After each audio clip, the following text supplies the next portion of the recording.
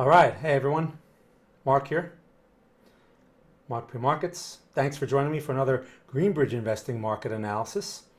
So in this session, I want to talk about the Bitcoin situation. I want to address the stock market again real quick, and also want to talk about gold. The idea behind this update is to basically follow up from my Monday stream because we talk about potential clues that we could see throughout the week. And now we want to see what the market has given us and how to adjust to those clues over the next few days. Again, this is from the swing trade perspective primarily, okay? Not to be confused with day trade or investing. All right, so with that being said, let's get started.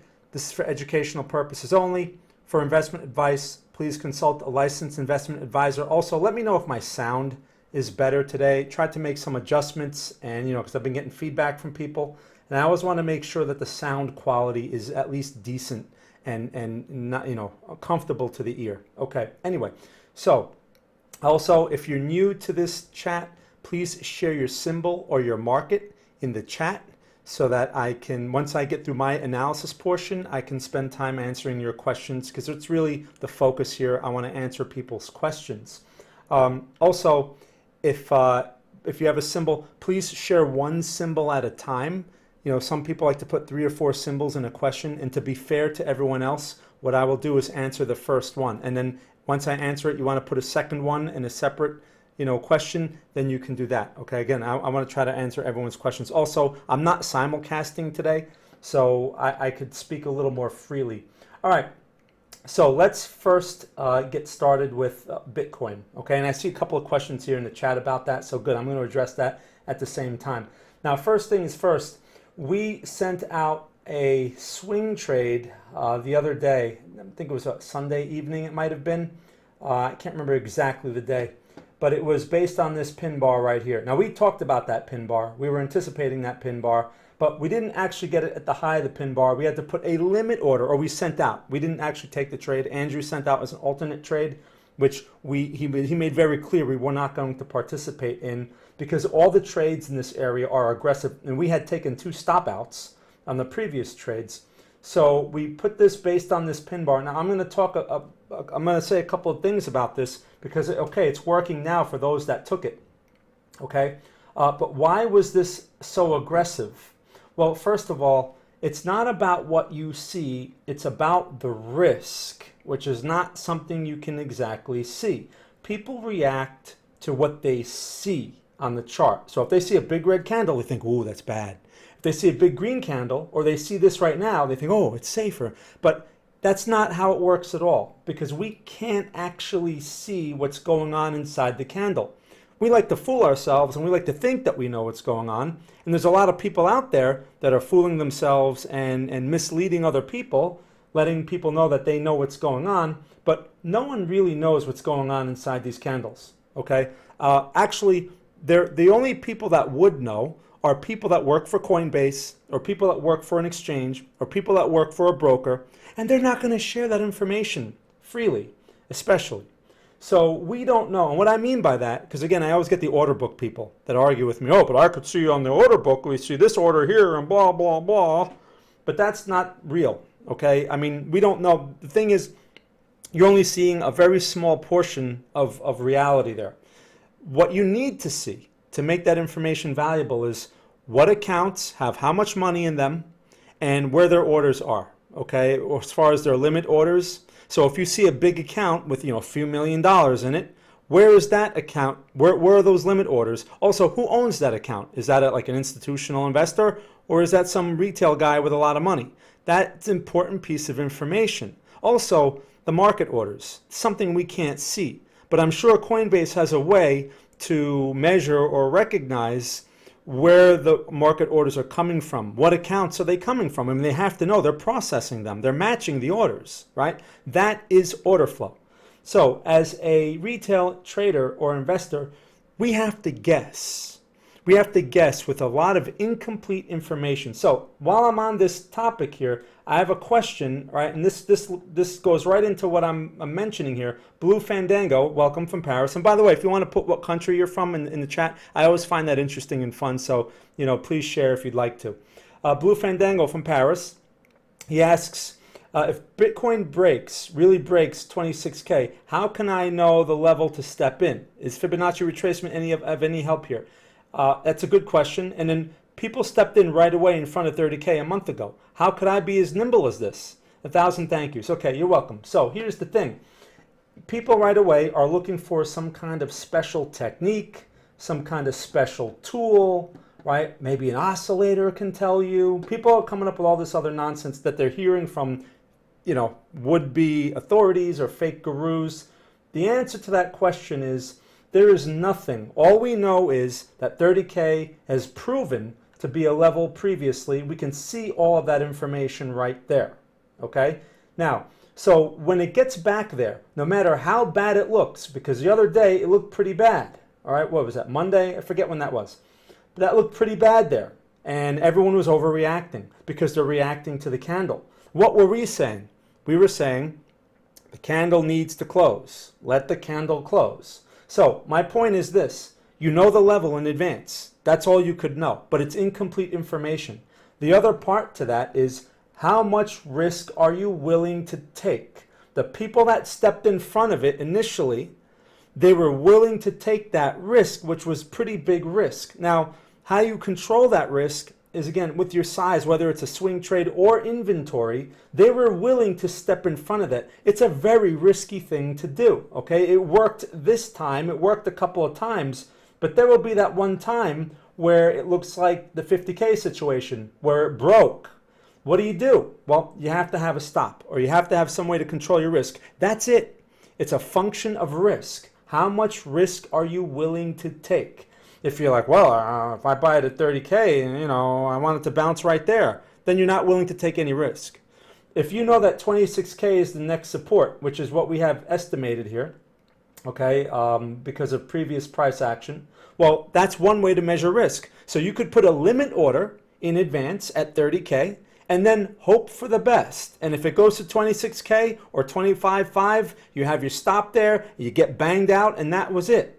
And a big mistake that these people make, they think they're all big and bad because they stepped in front of this maybe with a large position, and now, they got like a really good price, and now it's working out. Oh, yeah, I'm a genius at this. You see, it was pretty easy. All I had to do was put a limit order. Well, if they stepped in with size, that is a sign that they don't know what they are doing, because how do you know that 30K is going to hold? There's a chance that it will hold, but there's no way to know because we can't see the actual orders that are sitting in these areas. It could have turned into a 50K situation, and now you're stuck in this thing, right? So it's a function of size. If you're not willing to adjust to the market risk and you want to make big money every time, you can't win at this game. So you have to go in smaller. It's the only way to control the risk. All right, number one. Number two, if you're not happy with it's smaller and then you make a little money, but this sucks. I'm not looking for lunch money. I'm looking to make money, right? If you're like one of those, you can't win. Because again, you're going to take risk that is proportionally too big. So that's the answer. There's no way to know. We know levels in advance. Look, we've been talking about 26K. We also know 20K is a level, right? Those are levels from previous price history. We know them in advance. Will price go there? We don't know. But if price goes there, then we know that there's an increased chance that buying activity will occur because those are attractive levels and they've proven to be attractive previously. On top of that, the bigger picture trend is not bearish. As much all those bears that were calling bear market, we're going to 20K, all that other nonsense because they're too busy watching their oscillators on their 5-minute charts, those guys, well, they're missing this point right here, that this is potentially a higher low in a broader bullish trend. This is the absolute worst place to go short in such a situation, especially if you think you're going to swing trade a short there. If you're going to day trade, sure, you can make some money in this day trading, but we're not talking about day trades. The thing is, they don't even know how to control or how to manage the proportions of a day trade. You have to take small bites, okay? You have a smaller stop, you have maybe 2 to 1, reward risk. You're using a smaller time frame, okay. You're making 300 points, but you're risking 100, okay, that makes sense. But these guys are like, oh yeah, I'm looking to make 3,000 points, but I'm going to risk 100 points. Yeah, have fun making money trying that. You're not going to make money over time because it's out of proportion. Okay, now the other thing is the one thing that will help you in this game, and there's only one thing that can truly help your performance over time, and it's not some kind of special oscillator like all these people want you to believe. It's not some kind of special tool or special platform or nonsense like that. It's confidence, okay? Confidence. You have to have confidence. If you don't, you can't win, because you're going to get shaken out by your own emotions every single time when the market does things that are uncomfortable, like we saw the other day. This was uncomfortable and went to 28K. A lot of people were overreacting, okay? But again, we waited for the close. Now, that's one area I wanted to address. Now, let me talk about confidence. How do you get confidence? Because a lot of people like, oh, just fake it. Just pretend to have confidence, and then you'll have confidence. It doesn't work that way in this game. Confidence is something that comes from having control. Control, some sort of inner or outer control. We have no outer control in this environment. We cannot control this environment, okay? In the physical environment, we can control things, right? If you think about like a professional athlete, they can control themselves in such a way that they can outcompete they can outdo their competition, right? That gives them confidence. Think about a first-string NFL quarterback. They can't control the environment around them, but they have enough experience to recognize things and adjust to that information very quickly, very smoothly, a lot of them very gracefully. And even though they're not in control of things around them, they're in very good control of themselves. And they know what choices they have, and they can think very quickly, right? That's confidence, because they know what the potential outcomes are. They know what they have to try to do, and they've done it before. It's very similar in this type of environment, because it's very random around us, right? So without that confidence, you're going to have problems. And that confidence comes from understanding the market process, not reading some kind of special pattern or some kind of special oscillator which has nothing to do with the process. The process that I'm describing is the buying activity that developed at 30K. That's a process. We were anticipating it, then the market proved it, right? That was the pin bar. All right, so now let me take to the next part of this. So Blue had that question, but there was another question in our chat over at Greenbridge, our investor chat, which is a very, very good question. I want to address that too while I'm on Bitcoin here. And here's the thing. So people are asking now, is Bitcoin, can you still take that swing trade that Andrew called out at 33.5? And the answer is, why now? Where were you at 33.5? That was a limit order, which was a more aggressive type of trade, because it could have went there and kept going lower, right? And he put that in the message. But the thing is, why now? Because it looks safer. This is actually a really bad place to be putting on this trade, because you're in the middle of the range. This is a great place for those who bought at the bottom to be unloading on people who think it's safe to buy now. This is the middle of the range. So things are highly random in the middle, all right? It looks okay at the moment, but there's a good chance that this thing it's going to face some kind of resistance, perhaps get some red candles in here or something over the next couple of days. And a very common problem is, people take it and they think, oh yeah, okay, I'm just going to hope for the best. The sell signal shows up like it showed up here, and I warned people about this. People that took the trade, I sent out a trade here at 39.5. When I saw the sell signal develop, I said, this is your chance to make an adjustment and get out if you want to take a small loss. Okay, I specifically said I'm not going to put any trade adjustments out there because I'm open to taking the risk. I made that very clear. I don't know how many people listened to me on that, okay, and take a smaller loss on the sell signal, but I pointed it out, right? And that's up to you, that part. So the same situation can happen here. You can get a sell signal, and if you're not willing to get out, or if you're going to go into hope mode because, oh yeah, I hope it'll come back and blah, blah, blah, you open yourself up to a break of 30K and this thing going up to 26K, going to 26K. That's the risk that you face in those situations. Again, this is not about reward, this game. This is about risk. If you notice, I keep emphasizing risk and focusing on risk. I don't talk much about rewards. All right, so now to answer that question again, the risk is very high here. Why? Why is it high? Because if you buy this thing at 34.5 or 35.5, you are taking more than 5,000 points of risk. This candle alone was what, 6,500 or whatever, or like 5,000 points right there. That's enough, because the thing is, to justify that risk, Bitcoin needs to move that amount to justify it. And then we look at, well, what are the chances it can do that? There's a lot of resistance in the way. So it's going to be problematic, because we're not exactly in that nice, easy, bullish trend that we were in a few months ago. We're in a consolidation. So a lot of false starts, a lot of this type of price action back here is more probable. So we need to get very good reward risk then, so that we can start getting out early, right, to justify that risk. At this point, half the move is over. So that's the problem. The reward risk is not very attractive now. At 33.5, it's better, because you're looking at risking about 5,000 points. And for this thing to go to 38 and start getting out before 40, that's within reason. Okay, you don't need this thing to go to 42 or 44 or whatever. But at this point, you do, right? So, and that's much lower probability. So even if the trade works out, if the reward risk is not really there, it doesn't really make sense to take the trade. But again, people are focused on reward. We're focused on risk. And I'd rather sit it out, because I don't care about a little reward. Because here's what you don't realize. You may make this little money this time. Okay, oh, I made 2,000 points. I'm so happy. Okay, great. But then the next time it happens, you give back 5,000 or 6,000 points. You can't make money like that over time. And that's the problem of the retail trader. They don't think like that. They don't think about risk. They don't care about risk. They're not, all the information that's put in front of them is not about risk. They consume all the hype and all the other stimulative nonsense that goes on in this game, and that's the thing. And then, you know, you mix some human emotion into that, human nature, and you have a recipe for a shrinking account. That's the way it works. All right, and that retail reaction, that herd mentality reaction, is an important function of the market, because without those type of people, professionals will have no one to take the other side of their trade.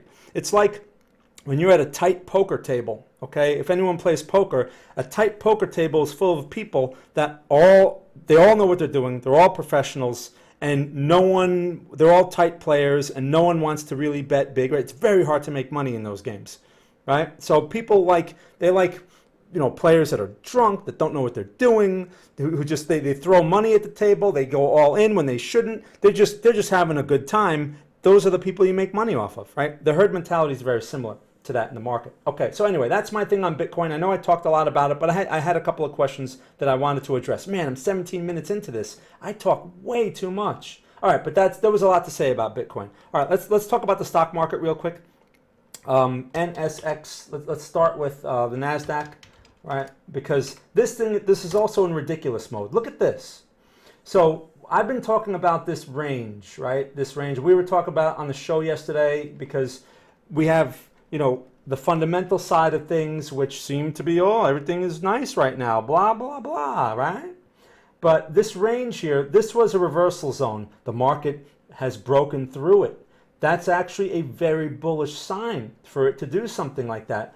This is why you have to be very careful shorting these situations, and you can't really get stuck on opinions. We've been talking about aggressive bearish positions. People have been misunderstanding that as being bearish the market. We're not bearish the market. We're just cautious at highs. Now, so this looks good, right? Figure, okay, Nasdaq's going higher, all-time highs. I should just buy stocks and be happy and with my Robinhood account. But here's the thing. Look at the S&P, right? S&P trying, looks good today. This thing's up 23 points, not bad, but look at the location. This is not out of its reversal zone yet, okay? So the NASDAQ it's reacting to this, but if the S&P turns, and the S&P turns in a dramatic way, the NASDAQ's not going to go much farther, because it doesn't really lead the market. The S&P is heavier. It's a much heavier weight. It's a much bigger index, all right? And it has much heavier stocks in it. So if this thing turns, then you'll see that turn. Now keep something in mind. Turns can come out of nowhere, some news that no one was expecting, blah, blah, blah, and then everyone blames the news. The market's in a vulnerable location. I don't care what anyone says. I don't care how optimistic everyone is and all that other nonsense. This is a vulnerable location. Like I keep saying, these are not lows. These are not supports. So if I'm going to buy stocks, for swing trades or even inventory, I prefer support levels, even at least a minor support. We're not even getting those. These are minor supports that we've had recently. We're not even there right now. We're making new highs. So the risk of retrace is very high. And people that pile into this thinking, oh yeah, right, everything is safe, then you get stuck and you're at the mercy of the market. I don't like these levels. All right, so like I always say, I don't buy highs. I prefer a support of some kind, and we're not anywhere near one. So that's the problem with the stock market. So what does that mean as far as swing trades? Because Andrew sent a couple out earlier, right? Had one on AMD, had a couple other ones, whatever. It doesn't mean you avoid them, okay? It doesn't mean you avoid buy signals. Also, this environment is great for day traders because they can take buy signals, they can get out the same day, and they're not exposed to that broader magnitude risk of retrace. So what do? Well, you just have to be more cautious, all right? It makes sense to perhaps go in with smaller positions or not take on too many positions. Don't be overexposed because of the vulnerability of this location. This is very similar to like Bitcoin at 65K. When Bitcoin was at 65K, no one was calling for 30K. No one. And then a couple of weeks go by and Elon Musk comes out and says, Bitcoin is garbage. And then it goes to 30K. No one saw that coming. All right. So it's the same situation. It's just a market cycle. And if this could be the peak for the year, I don't know. I mean, every time it goes to a peak, I get cautious like that. It's not the same as being bearish. All right, bearish, this is not a market to be bearish until this thing really breaks supports. And it's not even breaking minor ones. So I can't make a bearish argument for it. Why do I short this? Or why would I be open to shorting this, right? We've had some positions in the SQQQ, also UVXY. They're aggressive positions. I mean, we're giving it a try off of a high to see if we can get some kind of reaction out of it. They're very aggressive. We know that they're low probability. That's why we don't sit there and risk more than 1% in the position, but we're just willing to try. It's an aggressive trade. That's the only reason, right? We're not calling for a bear market or nothing like that because there's nothing that says that. We're fighting a stimulus market. The government keeps printing money, right? Let's take a look at the bonds real quick. It's always a good idea to check the bonds because the bonds can tell us things, right? The bond market isn't really moving right now. Look at this. It's really not much going on here. Now, we look at this current candle. Okay, no big deal. Nothing much going on there. But the structure, we have a lower high in this bond price. We have another little mini lower high here. If this thing goes for the lower low, that means rising rates is what that means. Nothing likes rising rates. It's bad for everything.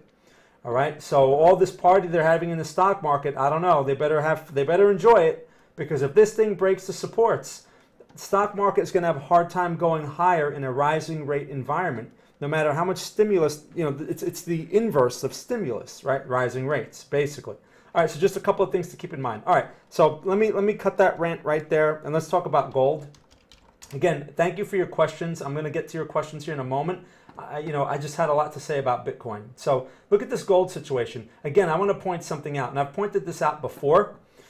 If you look at the swing trade, I sent this out a few weeks ago, 1899.5, right? This thing stopped out like the same day, right? 30-point stop. Like, oh, that sucked. I thought gold was strong. Well, it went 100 points lower since the stop. This thing is now at 1775. It was as low as, what, 1761. It's like 150, or no, it's a little over 100 points, right? Like 109 points, lower than the stop. So why it is so important, that stop was put right here. Why it is so important to respect stops, because we don't see this move coming. The market overreacts. You need to protect yourself. Markets are irrational. The only thing we can control is the risk. I was willing to take 30 points of risk because that was what the market said the risk was. I was willing to take that, and I got stopped out right away. Okay, no problem. And now I'm waiting for the next long, and it's not there yet. All right. Now, look, we're getting these bearish pin bars in this situation. After this type of structure, right, such a bearish break, this may be a bearish continuation pattern. It's hard to believe that gold wants to go lower in an inflationary environment, but it may be pricing in a rising rate environment, right, which will not be favorable for gold. So I can't sit here and get married to any type of economic opinions because they're meaningless over the short term. You have a lot of people out there that likes to sound smart and people believe that they're smart because of economic this and economic that and interest rate this and that and blah, blah, blah. Over the short term, it means nothing.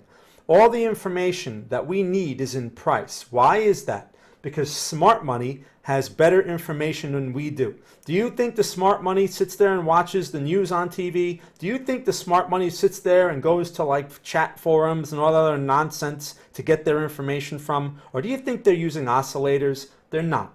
So the smart money has much better information. They have a number of advantages, right, besides information. But the point is, they usually have better information and they know how to act. And when they act, they move the market. So those are the signs that we can see, or the footprints, I like to call it, in the price action. All right, that's what you have to look for. So anyway, so right now, gold looks like it wants to go lower. But what can happen? So I'm saying it wants to go lower based on that look. But what can happen? What can happen is we can get a double bottom, right, in this area right here. It's not there yet, right? We're seeing a potential sell signal developing, but that doesn't mean it will follow through. What if it goes to 1761 and then fails to go lower, like Bitcoin at 30K? It tried to break it, went to 28.5, got everyone all excited, and then now it's back to 35, right? What if gold does a similar thing? That's a long if gold does that, because that means it's going to suck in a lot of shorts, and they're going to be caught. And when they have to buy it back, it's going to squeeze higher, right? And this is a great location for such a scenario. So you see, I have the scenario in mind. I'm prepared. Now the market needs to prove that scenario. If the market can prove it, and then after it shows some evidence, I can measure my risk, still in the face of incomplete information, then I can go. As long as I know my risk, I can take a trade. All right, and right now, there's no reason to buy this right now. But when that reason comes, which is very possible in this area, I'm prepared. That's a more conservative way to do it rather than stepping in front. What if I stepped in front of this thing at 1800? How much lower can gold go? I mean, you know, gold is gold. It's bullish, right? Yeah, gold, blah, blah, blah. Yeah, it went to 1760. So that's why you can't step in front of these things, right? It works once in a while, and you can't be fooled by that type of stuff. Right? It's the same situation for Bitcoin. Okay, so those are the three things I wanted to cover. Man, I think I talked for 30 minutes, almost 30 minutes on my stuff. All right, but again, I was answering Bitcoin questions. All right, so let me get to your questions now. Again, I appreciate everyone's questions. Let me see what I have in the chat. So let's see. I answered blue. All right, so Brian, okay. Can we just go over the 1% allocation again so I can make sure I'm understanding this right? All right, so let's say you have 10K. All right, that's a good question. You enter a trade where the stop is 10%, okay?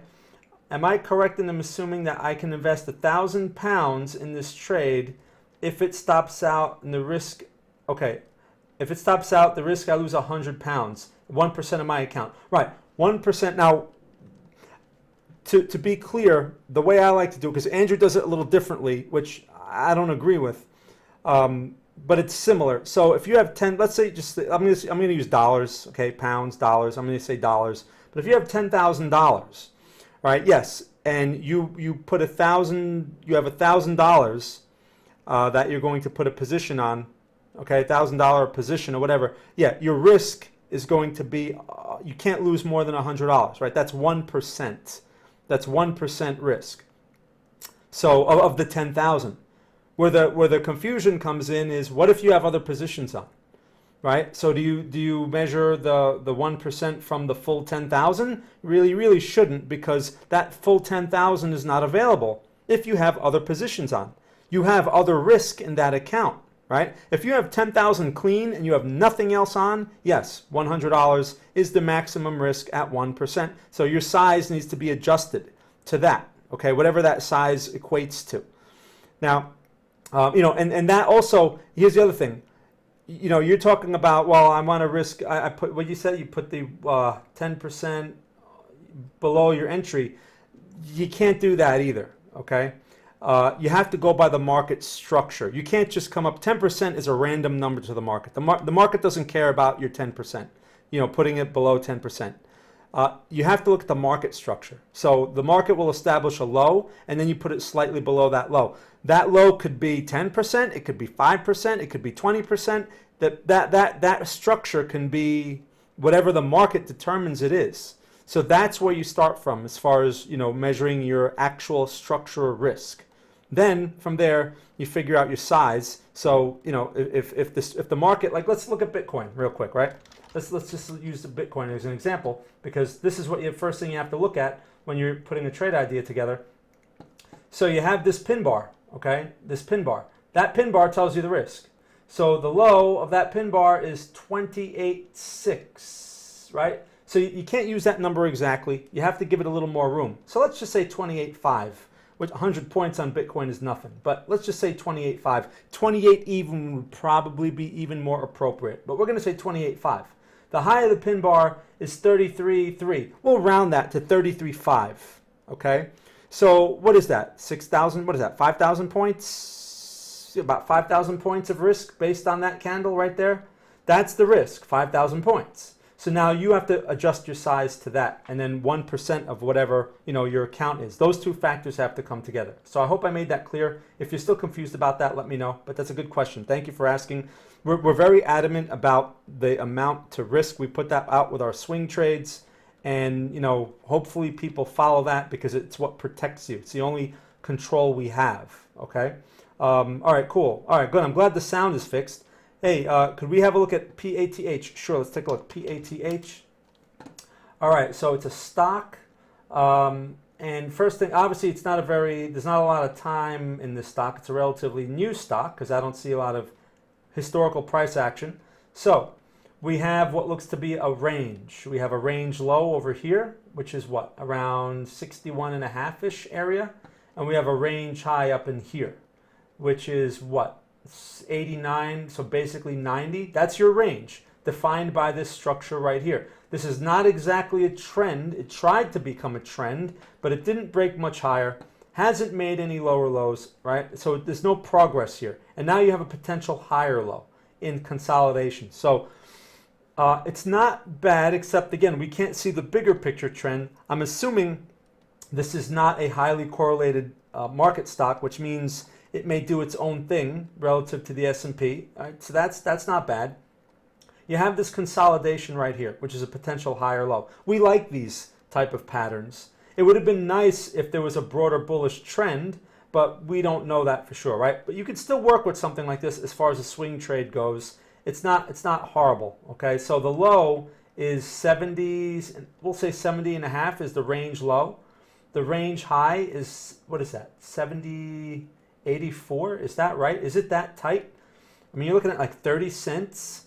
So if it's that tight, you should give it a little more room. So instead of 70.5, I would say 70 even, the whole number. Just go to the whole number. Where is that? Let's see. 60, that's 65. This is 67. 67. Oh, no, I'm sorry. Hold on. I read the wrong number. No, so 67 is the low. All right, it's not a 30-cent risk. It's bigger than that. Okay. All right, I thought so. I thought something was strange there. All right, and this thing is at 69.88 right now. Or no, it's basically at 60. All right, it's just over $69. So your risk is defined by this low, 67.33, straight to 67. That would be your point, where your risk would be.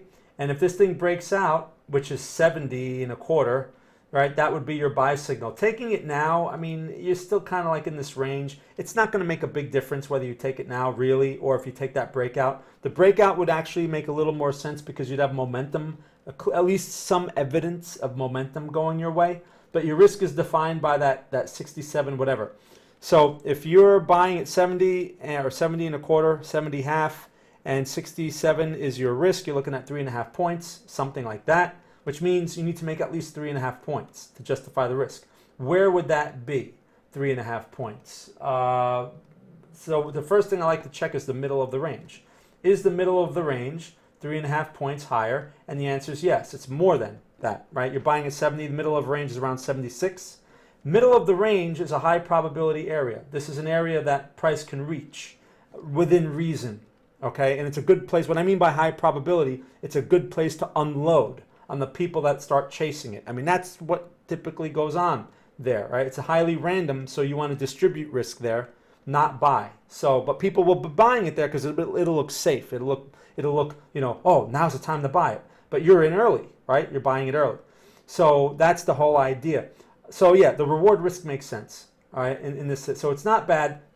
I just what I don't like about this situation is that the broader trend is undefined. I mean, we can't really say much about it. So it may work out, you know, for you at least. So it's worth a try if you're willing to take that risk. Let's just put it that way. But it's just the tough part of it is, or what takes away from it is, you know, that lack of broader trend. If that support, if your range low is taken out, this thing could go much lower. That's why it's very, very important to respect that stop, okay? Maybe this thing is news driven, you know, which a lot of like biotechs tend to be that way. They don't really follow the market. They do their own thing, which is good. That's what we want. Unlike altcoins, which don't do their own thing, but everyone seems to think or want them to do their own thing. All right, anyway. All right, let's talk about other questions here. Thank you for asking. Hey, Emil from Romania. Oh, I didn't realize you were from Romania. Cool. I got a lot of friends in Romania. Hey, Mario, good to see you. Go forth. Hey, good to see you. All right, cool. Shivang, look at MKRO. I haven't seen this one in a while. All right, so we have an altcoin here. Yeah, so look at this. Look at this mess. This was one of the, when Bitcoin had pulled back initially, people were all excited about this because they saw this. I remember someone had asked me about this one, and it was trying to outperform. But as you can see, it went back to the garbage zone, just like the rest of them. There are no special altcoins. They're all mostly junk. I'm sorry to tell you that, but that's the reality. Okay, I don't sell hope here. So, and I've been saying this all along. It wasn't like I was hyping altcoins like everyone else on YouTube. I've been warning about the risks anyway. All right, but I'm not going to talk about that rant. We've heard that a million times. Let's talk about this chart right now. So, again, you're dependent on Bitcoin here, right? So Bitcoin's been trying to work its way higher. Look, this thing is doing the same thing. So Bitcoin is going to be your leader. One thing you have going for you is a potential double bottom. But again, that's also relative to Bitcoin. It's got the same situation going on. You do have a buy signal here, right? From that green candle took out the high. Then it turned into this potential red candle that we see today. But the red candle looks like it's going to close as a pin bar. It hasn't closed yet. But this price action is not going to be as meaningful because it follows Bitcoin. So if you're long, or if you're thinking about getting long, your risk can be defined by either, what is this? 1920, is that low? Or this low here, which is 1832. Those are your points where you can define risk from. So that means that's where your stop would go, or something like that for a swing trade. If Bitcoin can get its act going, then this thing will likely start pushing. Your first resistance on something like this is over here, which is 28.46 or 28.5, it looks like. Is that right? Let me see. Yeah, around 28, that 28 area. Okay. So if you can, as long as you can justify, right? If you're risking a couple of thousand points or 1,500 points, you need to make at least that much on your first target. If you ever notice on the swing trades we put out, like we put out yesterday, we sent out the trade of the week, actually earlier today, for Blink. We'll take a look at that in a moment too. I always put out 3 targets, right? We don't put out just one. You should at least be at 1-to-1 at your first target. But we put out 3 because we like to get an average reward risk. So anything above that first target is going to improve your reward risk. So that's why it makes sense to look for a second and third target. Anyway, so that's how I would treat something like this. Again, this is just another Bitcoin mini trade, I like to call them, right? Someone had a good term for it. But basically, it's just a little mini Bitcoin situation. Same deal. So you have to decide if that risk is worthwhile or not. If you're stuck in this thing, you have to hope that that support holds. If you're not in it, you know, you can. This is not a bad place to take that risk. But like I said, we've been calling the same situation on Bitcoin. So I hope that helps. All right, let me see what else we got here. And thank you for asking. What about on-chain? Okay, on-chain. Let's see. Let's see what the symbol is for on-chain. I don't know the symbol. Let's see, on-chain.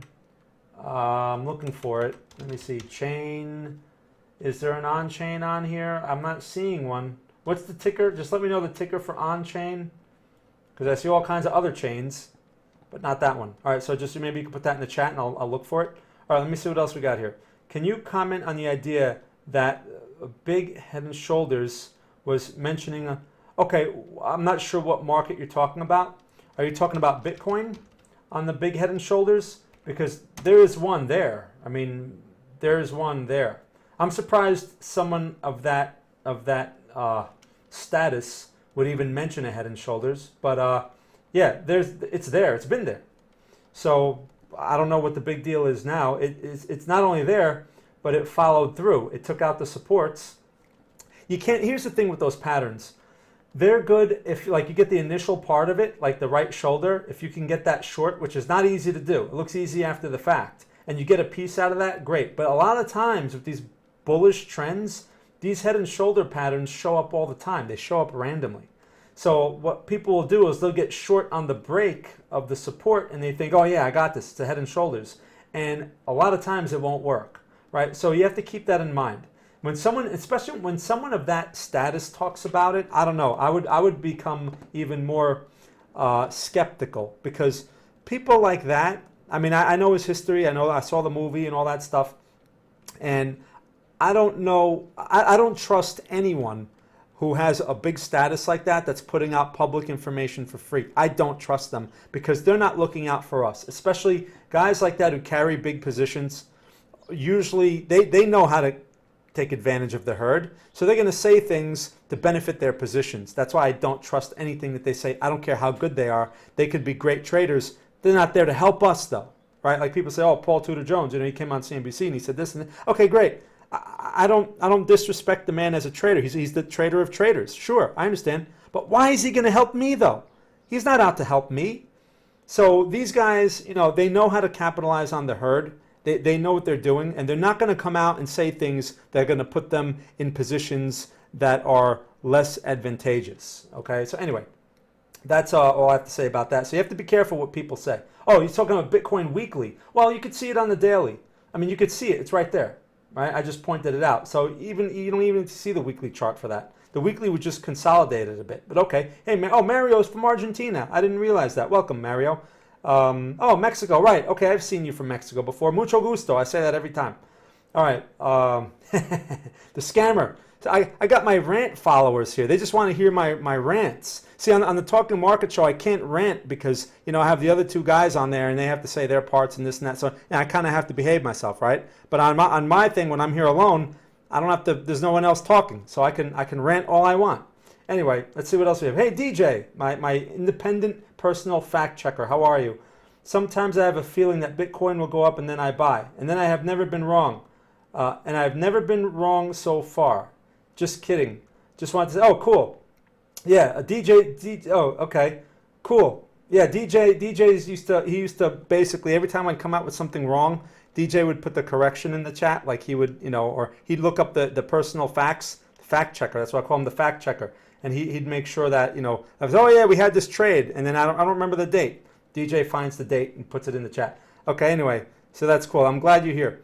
Oh yeah, and that reminds me of something real quick. I want to take a look at Blink, right? Blink was the swing trade, the trade of the week. By the way, we send this out to our free members. If you're signed up as a free member of Greenbridge Investing, it goes out to our mailing list, right? After we determine this at the Talking Market Show, and then we send it out. The week before we send out Bank of America, it stopped out the same day, and it really made a lot of people unhappy. That's part of the game, right? And we always talk about the stop loss. Look at Blink today. So Blink is up $1.78. The buy stop was at 40.5. This thing's at 41.70. Okay, great. So far, so good. Higher low, going to the higher high. It's nice to see. They don't all work out this way. Okay, can this thing reach target 1? I mean, today's high was, what was today's high? 42.09. Okay, not too far off. It's possible. It's nice that the market's cooperating, all right? But this is not exactly a market stock. My point is, they all don't work out like this. We see a pattern.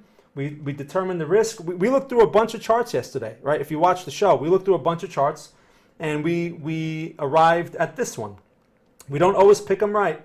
But we're looking at patterns, we're looking at the situation. The whole EV sector is improving, right? And this is a point that I bring up a lot. Look at this structural change. Well, you see this across the entire sector, this right here. So maybe you don't get in on that, right? We missed a lot of that, but who cares? You don't need to catch the bottom. the thing is, it established a new structure. That's a change from all this price action back here. So I'd rather, a lot of times, the more conservative thing to do is to wait for something like this. Yeah, you have to wait like a month or a month and a half or however long this is. But hey, at least things are more likely to go your way when you get a signal, rather than getting caught up in this nonsense here, which, you know, everyone's a genius, right? And everyone, oh, it's going to go back to, we had one guy saying that his fake guru said Bitcoin was going back to 80K off of the original buy signal back at 34.5. Well, it didn't go to 80K, it went to 28K first, right? So anyway, all right, you know that rant. Let's see what else I got here. So thanks for mentioning that, because I wanted to bring up Blink. Hey, Jesse from Poughkeepsie, how are you? All right, it's my one New Yorker. Ever since I've been mentioning that my New Yorker complaint, I got people popping up from all over New Jersey now. So that's cool. I'm glad they're not all watching Kramer. I'm glad. It's nice to see. So welcome, Jesse. Okay, Doji. All right. Someone put an interesting article in our chat earlier today about Dogecoin. I don't know how true it is, but there was an article in one of those websites about one of the top investors, or one of the wealthiest investors in Dogecoin, lost some ridiculous amount of money on this pullback. I couldn't even, the number had 9 zeros, I think it was, in front of it. So anyway, look, this is the Bitcoin situation, right? It's shaking a lot of people out. Do you see that bearish candle? Again, people overreact, and there was you have to give it a chance around that level. If you're at the mercy of the market, though, it's very hard to give it a chance when it's doing something like this, because it looks really bad, especially if there's emotions mixed up in that because you're losing a ton of money. All right, so here's the thing. At this point, you missed the trade idea, right? The trade idea would have been here at, what, 21 cents, 21.5. It's similar to Bitcoin. So it's not much higher than that, but what do you do here? There's no reason to chase this. I mean, it's Dogecoin. If Bitcoin can't go anywhere, this thing's not going anywhere. You got to be careful, especially since this is a heavily hyped one. And also, a while back, someone else put in our chat that there are only 12 wallets that control all the coins, or 50% of the coins in this thing. That's not good if that's true. So if anything, that increases the risk a lot, because if someone randomly chooses, I want to get out of my Dogecoin, well, your investment is basically at the mercy of their whims or their feelings, right? You don't want to be in that type of situation. So what do you do here? Wait for a double bottom, right? Wait for a double bottom or a higher low. That's what I do. If you want to jump in now because you can't control yourself, then you can measure your risk at 16, what is that? 16.25 cents basically, right? That's the low. So if you're buying this now, that your stop has to go below that, and then you have to hope you get follow through. Now, often in these situations, follow through doesn't look like this. It doesn't just give you a nice vertical candle, which is what we all want. That party is over. All right, everyone's looking back at this. Oh, it can do that again. Not right now. That's not the sentiment right now. So what is likely to happen is a higher low, right? Everyone sucks in, pulls back a bit, shakes some people out. Look for the buy signal there. That's a higher probability. If you're looking for a swing trade, I prefer like Bitcoin or one of the leaders, because if there's going to be follow through, it'd probably be more likely to be there rather than these things. I mean, look at these coins, right? No one asks me about these anymore, which is interesting. Sign of sentiment. Interesting. Look at like Litecoin, right? They're not so enthusiastic, even though, yeah, they have buy signals in them. What about some of the other ones? Some of the other popular ones? XRP, right? Same idea. It's all the same here. What was another popular one that people are asking me all about? XMR. How's XMR? Look at this. It's all the same deal. Thing is, across the board, we can see that there's just lower highs. These are lower highs. And until that structure is taken out, until that resistance is taken out, you're stuck in a lower high type of situation, which can assert itself again. And we can see a test of low. You have to be careful of that. Now, like I keep saying, these things don't trade on their own. If Bitcoin does it, they will most likely do it. If Bitcoin doesn't do it, then they will most likely do whatever Bitcoin is doing. So look to Bitcoin for your answers, all right? Okay, cool. Thank you for asking about that. Let me see how I'm doing with time. You know, I talk way too much. Okay, I'm not doing too bad. Let me see what I got here. UT4 hack. Okay, what is that? UT4 USA? What is that?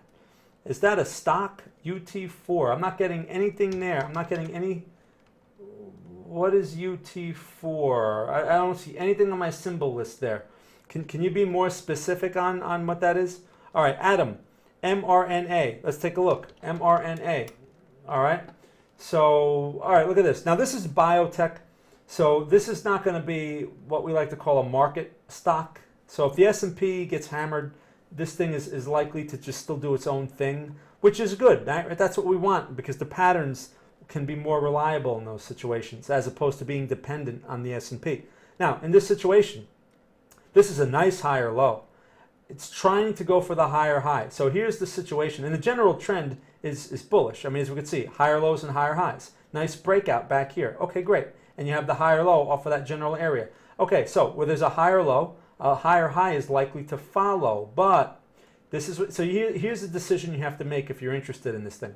Now, if you're in it and you're in it from much lower prices, you should definitely lock something in. Maybe 30% of your position or something like that, because you are near a potential double top.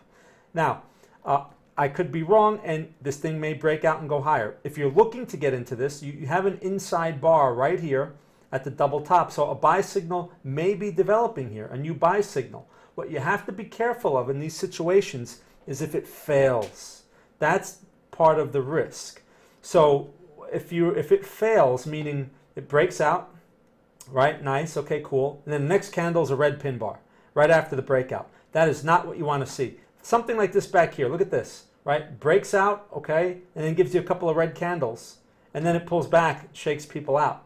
And eventually you get a better quality buy signal, right? Which that one went, that one followed through nicely. So can this thing continue higher? Yeah, it's possible, but you have to watch for the failure up in this area, and you have to be able to adjust. Not just watch it, you have to adjust, meaning taking a small loss, taking a small profit, whatever it is that you have to do. And that could also be a fake out, and it may go higher. You have to be okay with those situations, right? That's the market.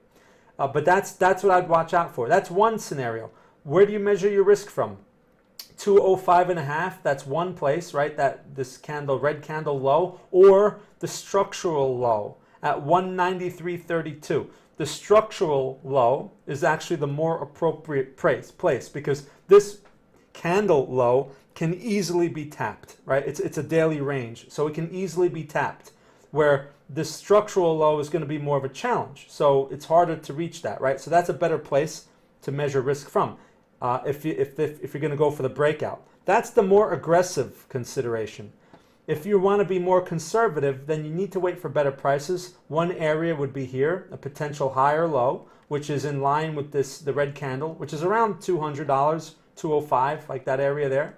Okay, or you could wait for a failed low off of the structural higher low, failed low, which means here 193. So it tries to go lower, it tries to break lower, and I'll give you an example right here. This is a failed low. Tried to break lower, went slightly lower, and reversed in everyone's face. So if you could get something like that, that's your ideal scenario, and that carries the best reward for the potential risk in that scenario. So those are your choices, all right? You have to decide which one you want. Again, usually what people do is they don't look at scenarios like that. They just react to what they see now. That's the wrong way, all right? And when markets reward you randomly, it reinforces that reactive behavior. It's no different than going to a casino, playing a slot machine, and you win. Oh yeah, the slot machine, things are just, yeah, okay, cool, right? There's no skill to a slot machine. They randomly reward people, and those random rewards keep them coming back for more, especially when you have you're losing money. And you know that slot machine is going to pay out. You know it's going to pay out. So you keep putting more money in it. You keep putting more money in it until you run out of money. So casinos are not there for you to win, right? We all know that. But people still play anyway. Why is that? Because human nature is not rational. That's why. And the same thing plays out in the markets. Okay, enough of that. Let's talk to DJ over here. DJ says, NASDAQ, when are to go to short? Maybe it's a fake out. This time I'll be buying SPY puts. Okay. So DJ's talking about the aggressive position. I was talking about that earlier, right? So this is, again, shorting strong markets like this, it's tough. I'm not against it because I believe that highs like this are vulnerable places for stocks, right? These are not places to buy. So the other side of that is, well, then if you're not going to buy, you sell. Okay, but you're selling a strong market. So it's aggressive. It's counter trend. There's nothing wrong with counter trend. You just have to recognize the risk that you take. At this point, DJ, there's no reason. We are at a location, but there's no signal. There's nothing. Right now, what I would consider a signal is a break of this little mini pin bar, right? 42.41. A break of that low would be your first sign of confirmed selling. We just don't have that here. Now, what time is it? So the market's going to close strong, right? This market's closing at 42.67, and this thing needs to go to 42.41. I mean, 30 points, 25 points, that's not a lot. The S&P could clear that in a day. It's possible. But there's just nothing there right now. So stepping in front of this right now, it's even riskier if you buy those puts now. You'll get the best prices, but price may just squeeze further. It's hard to believe, but market can just keep going as much as it wants to go. As you know, with the other shorts that we've had, right? The UVXY, the SQQQ. I closed the original one earlier, still in the other one that I put out, right? That yearly one that I put out. Still, I'm stuck in that one now. But what? So the premiums are like cut in half. But I still have quite some time. So that's why I'm not in a hurry to get out of it, even though the market's doing this. All right? But the example I want to point out here is look at this situation back here. We could have made that same argument back here. Okay, the market's topping, the market's topping. The market was not topping. It had a lot more to go. So that's what you face. So all I could say is, if you want to step in front, I mean, you understand options, so I don't have to explain that situation to you. In this environment, especially from some information that I've been looking at, selling premium tends to be better because the time decay is so high right now. So, I mean, in theory, that would mean selling calls at these levels, which again, you know, if you're selling calls on the S&P, you have to be willing to take delivery of that short position if this thing keeps going, or you just get out and take the loss, right? If you have to take the loss. But selling that call, instead of buying a put, which are going to be cheap, selling the call actually offers you more potential because that time decay. If the S&P fools around, let's just say you sell a call at 42, let's see, right now the high is 42.71. Let's just say you sell a 43, right? A 430 call, whatever the number is. Okay, in this case, it would be, 43 even, 4,300. You sell a call there, it's out of the money. And S&P pulls back a little bit. The premium on that call, especially if it's a front month call or 2 months out. In fact, I don't know if they have weeklies. I don't know the time on these things. But the decay will be very fierce, and you have a better chance of taking a profit off of that than buying a put and hoping for a big pullback. Okay, because with the short call, you don't need a big pullback. All you need the market to do is waste time, which it does very well. All right, so anyway, thanks for asking about that. Again, for people that don't know options, forget everything I just said. Okay, Hamid, could you please look at RVLV? I have it and I want to sell. I want to sell its call. Let me read that, hold on. I want to sell its call, which strike price is reasonable. And in my long-term position, I don't want to sell it. Okay. So you want to sell a call against it and collect a premium? Let's take a look. RVLV. Let's see what we got. Oh, man. You want to sell a call. This thing, I mean, this thing's at 69. It's on its highs. That's a nice move right there.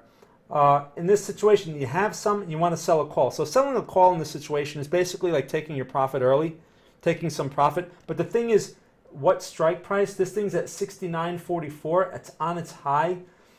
I mean, you could think about the 75 call. I don't know what the strikes are in this thing, but low 70s or 75.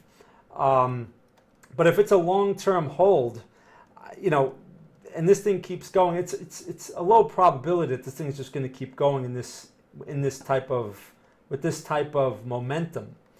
So if you're going to sell a call, you don't want to really do more than 1 month, because you want to capture that situation where you're taking your premium and this thing starts to waste time, right? And then you keep that money. That's the whole idea. If it keeps going, well, you're locking, basically you're going to have to deliver your stock, right? And they're going to call away your stock at whatever the strike price is. So I would think 75. You could probably get a good price for that right now since this thing's on its highs. And you want to look at maybe 1 month out, maybe 2 months since it's a covered call, right? Because any pullback on this thing and that option, the premium will vanish. The other thing is, if you're selling that call, you don't have to wait for it to go to zero to get out of it, right? If you sell, let's just say you sell the call for $2, let's just say, and a week or two goes by and it's worth $1 because this thing fools around a bit, don't be afraid to take the money off the table if this thing starts hesitating, because let me tell you, you think, oh yeah, it's going to be zero, I'll just hold on to it. The next thing you know, the stock goes nuts on some stupid news and then they call away your stock. So just something to keep in mind there. You got to be careful with that. All right, so anyway, good question. Please, no casuals. Hey, from Houston. Nice, welcome. Brian, okay, no problem. Abraham, hey, what about the future closing calls and puts? Are they the future? Are you talking about, I'm not sure what you mean by there. Future closing calls and puts? Typically, like there's all this talk, people like to talk about pinning, which I guess there's some truth to that, where market makers will try to pin an instrument to a strike price, right, by a certain time. So if the strike price, like on the S&P, is, if they decide that 42.50 is a strike price, they're going to try to keep the price around there, right, until the option, whatever. I don't go by that stuff. I mean, there's some truth to it, but I don't see any way to consistently make money with that, right? It's just more confusion, if anything else. So thank you for asking about that. There's a lot of these tendencies, right, that people talk about, and I've heard this stuff for years. And yet sometimes it works, sometimes it doesn't work. If it's like that, if it's like 50-50, what's the point, right? It's just like gambling then. It's just pointless. I like something that has more than 50% probability. How much more? It's hard to tell. But 51% is better than 50%, right? So, I mean, I like something that I can have more, I can evaluate more clearly, and something that I don't have to depend on some kind of anecdotal talk. That, oh yeah, well, it tends to do this. Okay, right. Until it doesn't, right? Just like with those Bitcoin relationships sometimes we've seen. The Bitcoin stock market, it's there until it's not there. You can't trade on that. All right, anyway, so thanks for asking. Okay, let me see what else. Abraham, okay. Yeah, I'm not, that goes back to an earlier question. I'm not sure what the question was, and maybe if you could re-put it in the chat. Oh, okay, so it was 30K, and it looks kind of weird. Okay, oh, so you're talking about the Head and Shoulders that fund manager guy was talking about. Right, well, so again, I have the Bitcoin chart up on here, and like I said, you know, the Head and Shoulders is there, and you have to be careful with those things, right? Like I said, because a lot of times they could turn out to be a bullish reversal, actually, when there's plenty of examples of a Head and Shoulder that we could find in this bullish trend. Let me see if I could find another one. Here's one. It's not going to look so obvious because we could see it after the fact, but at the time, I mean, look at this. You can kind of argue that this is a Head and Shoulders pattern, right? You could say, oh, there's sort of a shoulder over here. It's not as pronounced as the more recent one, but people can still make that argument. Oh, you have a little shoulder up here, you have a shoulder over here, right? Or this more pronounced one, and it just goes up in everyone's face, right? So that's why, again, you can't put a lot of weight into those things on those bigger picture patterns. If it's there and you're short at the 50K break, you're saying the 30K break, which I don't know why the 30K break, that's a really bad price to be getting short. Again, maybe he's saying that because he's trying to cover, and he wants retail traders to go short, which, you know, he's gonna get some. If you have a large following, okay, and you say something to your large following, a percentage of them are going to act on it, and it helps you get out of your big position. So I would not be shorting 30K. I mean, you know, it's just a bad idea. As you can see right now, people that shorted 30K are stuck in this thing, and people that were able to anticipate the reversal off of 30K are doing well. And that 30K, it's not like it touched the first time, right? It's touched it a number of times. So very tough spot to short. Now, if we turn into a lower high and we test the 30K again, the short will not be 30K. If you're going to short this, again, we don't short Bitcoin, but if you're going to short it, it's not 30K. The short will be the reversal candle, wherever that reversal candle, just like 40K, right? When I talked about the sell signal, I talked about this signal. I talked about it in a stream or two. And I warned people about the long, getting out of the long because there was a sell signal there. That's, if you're going to short it, that's what you need to see. That's what you need to see here off the lower high, okay? So this is definitely not a short yet if you're looking to short it. And 30K is definitely a bad place to short. They're looking for the breakout. And one of the big risks is the fake out, which is very painful, especially if you have no sense of risk, or you don't use a stop, or you figure you'll just feel it out and blah, blah, blah. You open yourself up to a sharp move like we're seeing now. Okay, so good question there. Let me see what else we got. Okay, what about, okay, I answered that one. Czech Republic, hey, welcome, Adam. I didn't realize that. Czech Republic, nice. Okay, let's take a look at this one from IFC. What is this? Okay, this is interesting. So, all right, we have the initial bullish trend. This is this, all right, pulled back. Now you have the higher low consolidation developing here, and it's been developing for some time. That's good that it's been developing for some time, because that means there's a lot of traders on both sides. That's what leads to the next leg, whether it's higher or lower, because half of that population is going to be wrong. So as far as longs, I can understand why you'd look at this as a long. You have the higher low is established at 73 cents. Well, so you have this potential buy signal here, but it's not out of the range yet. And you also, we can argue that you have a little lower high. This high here, what is that, $1.05, is technically lower than this high. So although this is a consolidation and it hasn't made the lower low, it has a higher low, the conservative thing to do here would be to wait until it breaks this high at basically $1, because a weak market doesn't take out resistances. And right now, that dollar area, or $1.05 area, is your resistance. So if it can take that out, structure is changing. So that's a potential play. Since this is a very inexpensive stock, I wouldn't be opposed to that rather than trying to buy this little higher low situation. It's okay to buy the higher price. I mean, what are you going to risk? $1? What's this thing going to do? Go to zero? You know, so it's worthwhile to give that a try, because now you're also betting on a structural change. And if you get that change, this thing can reasonably run $1. What is this here? $1.83. So you'd be looking to get out of this thing hopefully around $2, right? Something like that, or at least one place to start getting out if it could make such a move. Obviously, this looks news driven. There must have been some news not too long ago. I don't know what the news was. And if it's not a highly correlated stock, usually these cheaper ones aren't very highly correlated. You know, you have that potential. So thanks for asking. Not a bad idea. Brian, REGN, I took this trade idea. Okay, let's take a look. Yeah, this is the other one that Andrew sent out earlier today. Nice, look at this move. See, like I said before, just because the stock market is not in an attractive position doesn't mean you have to avoid stocks altogether. Right? And I wrote that in the Trade of the Week email also. I wrote that in there if you read it. And this is nice. I mean, the higher low, he went for the pin bar. Obviously, you got the follow through. There's nothing to do here, right? Let this trade do its job. We have targets, right? He sent out targets. There's nothing to do, right? This thing's closed strong. This thing's closed now, and this is what you want to see. You're not at the best level in the world, okay? But the thing is, there was a buy signal, and it's testing this level. The thing that you wouldn't want to see is if you had a green candle like this, and then it closed with a pin bar. I don't see that. So the only thing you could do in this situation is let the market do its job now, and I'd be anticipating at least an attempt to go higher tomorrow, because higher low often leads to higher high, especially if you can clear this level here of 556. Again, you know, in these situations, a lot of times, just let it do its thing.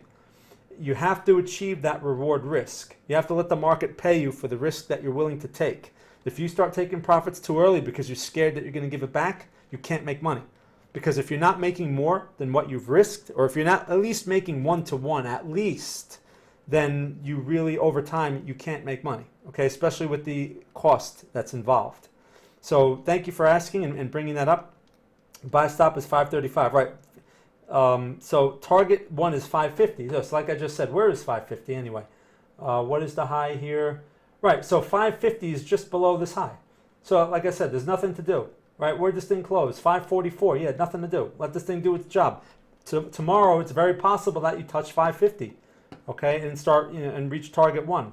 So let it do its job. Thank you for bringing that one up. Abraham, for example, it was like 900 million in calls for 80, 90 BTC. Okay, yeah, see that stuff about the options. I cannot remember an example. Okay, don't go by any of that stuff. All right. People like to bring up all this, a lot of extra layers of complexity. All right. You have things like Bitcoin options, and they're going to say the strike price and the unusual option volume and blah, blah, blah, blah, blah, blah, blah. I've found that over time, you know, especially with, they used to talk a lot about this with stocks and futures options and this and that. It works until it doesn't work, right? It's meaningful until it's not meaningful. People will assume, because the problem, the obstacle that you face in these situations is it puts an idea in your head that may not be relevant. So for example, you'll say, oh, you know, there's a big options order sitting at, you know, someone bought $1 billion worth of puts at this price or calls at this price, and that means the price needs to go there, right? So that they can blah, blah, blah. Whether you act on that or not, it still puts an opinion in your head, and that opinion can affect you. Because now if the market starts to do something adverse, you're like, no, but you know, it should go there because of that options idea. It's irrelevant. Just don't let that stuff affect you. I don't use any of that stuff. It's pointless. I'm only interested in price momentum. Price momentum is now. What's going on now. And I don't react to what is going on now. I want price momentum to prove things to me. Like, for example, in REGN, this is price momentum. I'm not buying this now. Andrew called it earlier. All right, he called it at whatever that price was, 535 or whatever. All right, that was the place to buy it because it was the high of this pin bar candle. What was the high? Yeah, 535, right? Pin bar high.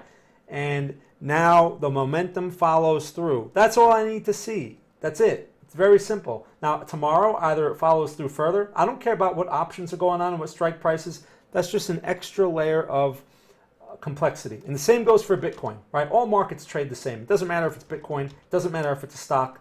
People like to overcomplicate things. No reason for it.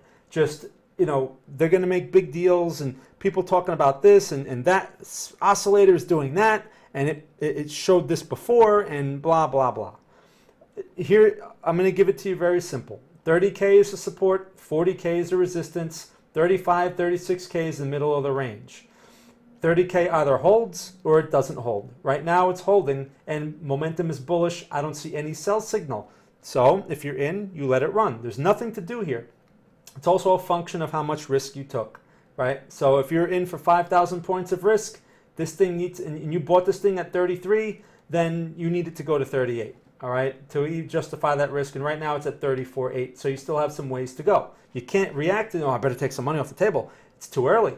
It doesn't justify your risk. That's why in these really wide range pin bars, sometimes it's just not worth taking the trade, even though everyone wants to make money. I want to make money, right? Where's the money? But the thing is, sometimes, even if it goes your way, the little money you make is not worth the amount of risk you have to take, because there will be those times when you will have to take you will be stopped out on that risk.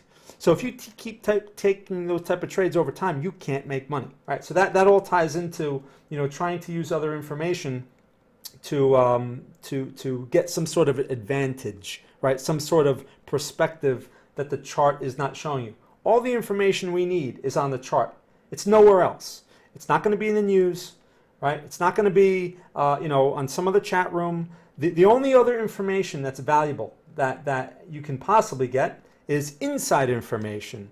So either you work for Coinbase and you can see the order flow, you can actually see who the accounts belong to and all that stuff, right? That's inside information. That is valuable information. But if you don't have that information, then everything else you look at offers no advantage than anything else. If there was an advantage to it, it wouldn't be available publicly.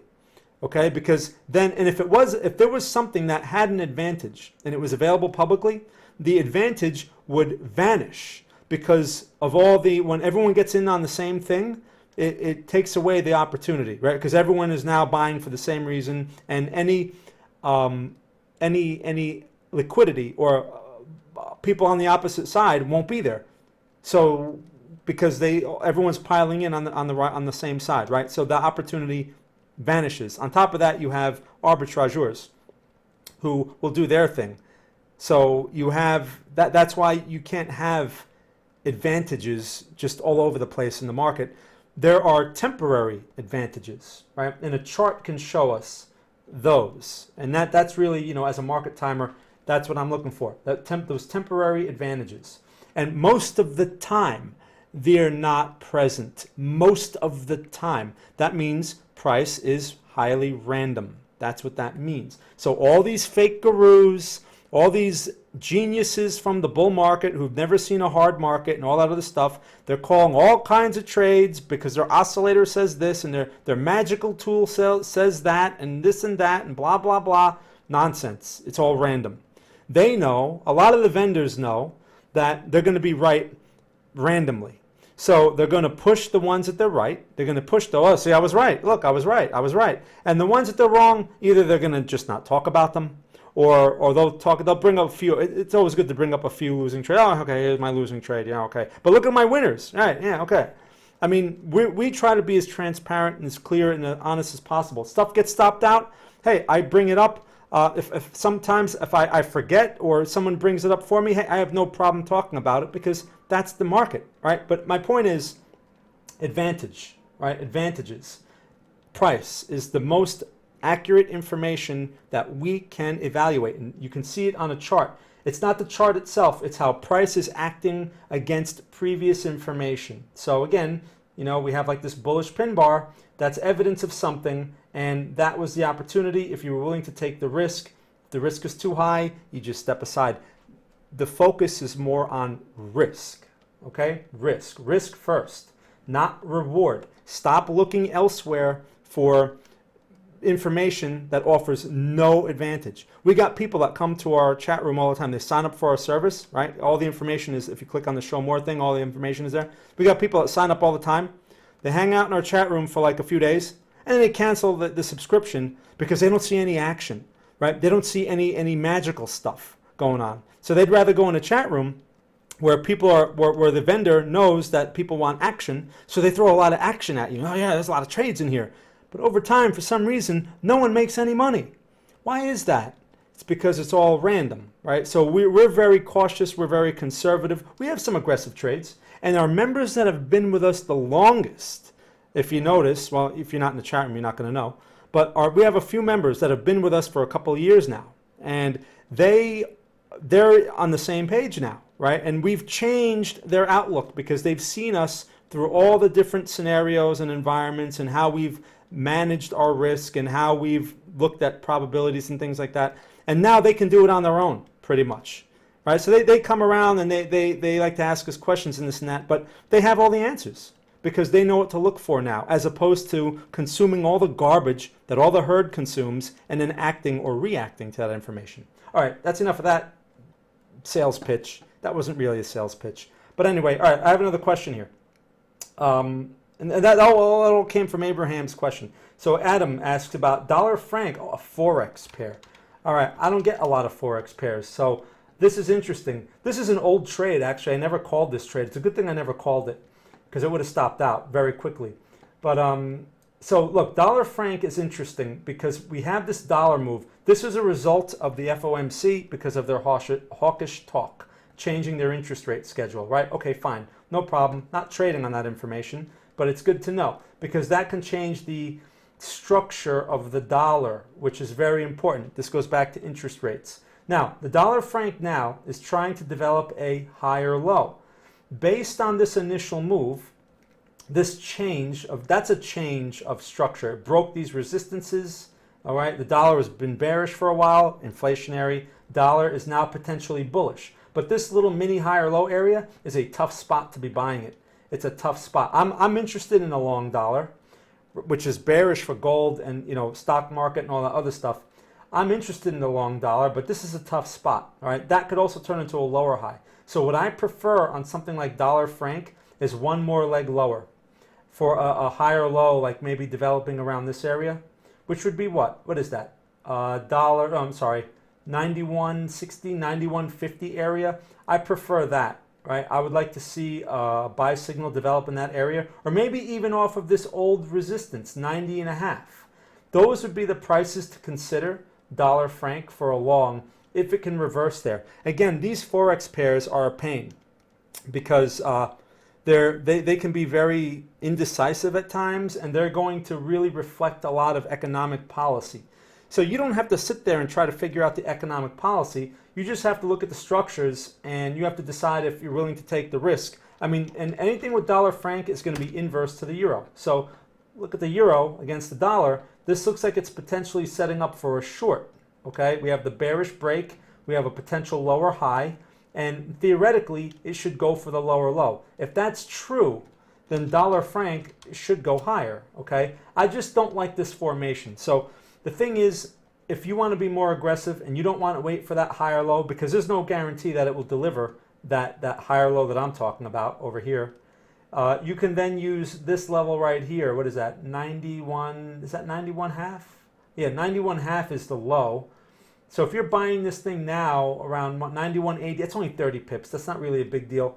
You know, you can take that as a stop. These things get very noisy, right? That's why I prefer to see a little more structure before getting involved in something like that. But at this point, I can't ignore the bigger structure, which is bullish for the dollar. All right, we also looked at the bond market earlier, and the bond market is also a reflection of that argument.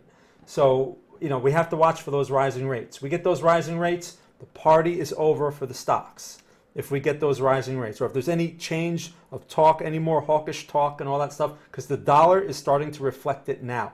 Keep in mind, markets price information in way in advance. Because, you know, people say to me, oh, but they didn't raise rates yet. No, they're not going to see rising rates for another year. Blah, blah, blah, blah, blah. Market doesn't care. The market prices things in early. It discounts, right? It's called a discounting mechanism. So the market is anticipating all the effects of such a situation now. That's what it's doing. We don't need to sit there and worry about all the reasons why or how that works. We just have to look at the levels, look at the price action, look at the structure, and anticipate momentum, okay, as a short-term trader. So that's dollar franc. I see several indecisive candles after that move. Right, so it's hesitating. Like I said, it could turn into a lower high. I prefer to see a little more structure before doing anything. I'm open to taking some Forex trades once we could get some more definition here. All right, then it might make a little more sense. This is a little early on dollar franc, but I definitely like the idea long. Okay, on the 4 hour, I see a failed low. Okay, 4 hour is, if you're going to day trade, 4 hour makes a little more sense. But if you notice, I'm not going any lower than a daily chart here. I will sometimes check an 8 hour chart because that's not dramatically different. You could see the consolidation on the 8 hour chart, but 4 hours is too low because there's way too much noise on a 4 hour chart. That's more appropriate for day trades, all right, especially for Forex. Forex could be a real pain. You have to really you have to keep on top of that, and you have to babysit that and all that. I don't have time for that kind of stuff with Forex. It's like, you know, Forex takes a long time to do its thing sometimes. So that's why I'd rather see the signal develop on the bigger picture and then take that signal and let it play out on the bigger picture. I'm not going to babysit a 4 hour chart. Okay, so thank you for mentioning all that. I think I've answered everyone's questions. Okay, let me see. Right, and that's not too bad because I'm about at my time here anyway. When I'm not simulcasting, it's a lot easier for me to answer people's questions. So do I have any other questions about any market? Please let me know. Let me see. I say a lot. You know, I'm trying to stop saying that. Let's see what else we got here. So I'll go back to Bitcoin. Let's go back to Bitcoin so we can finish it up on this. But so now I'm conscious of it. So with Bitcoin, I'm going to leave you with this. I guess, again, if you have questions, just let me know so I can answer them. This situation with Bitcoin here, it looks good at the moment, but you can't react to what you see. You must think about what you cannot see. That's what we do at levels. 41K was a potential resistance. The market proved that. 30K was a potential support. It tested it. It compromised it temporarily. Now, some people like to think that, oh, the more it tests, the more of a chance it's going to break. We can't really put a number on that. All we can say is, hey, it tested. The question that the market needs to answer and can only answer is, after it tests, what is the result? What does it tell us? Well, in this case, it told us bullish pin bar. That is a fake out. as a short, that is something you do not want to see if you shorted it at 30K and it closes as a bullish pin bar. That's the worst thing you can see, because that means you and all your short friends are now stuck in this thing while someone big stepped in and bought it. Or all your shorts, all the people that got banged out have been absorbed.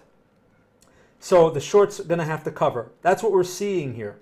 Someone's buying this thing. A lot of shorts are probably getting squeezed. So that's the process. Back in the middle of the range here, people say, oh, but it looks good, so I should buy it. No. Now the risk is very high for longs, or higher than it was at these lows. That's what you have to look at. Is the midpoint a resistance? It's not a resistance per se. It's a minor resistance. A lot of times the market will go back to the middle of the range, but you're going to have a lot of people that are stuck on both sides. You're going to have longs and shorts. So what goes on here? Everyone's getting out. They want to get out because they're happy to break even.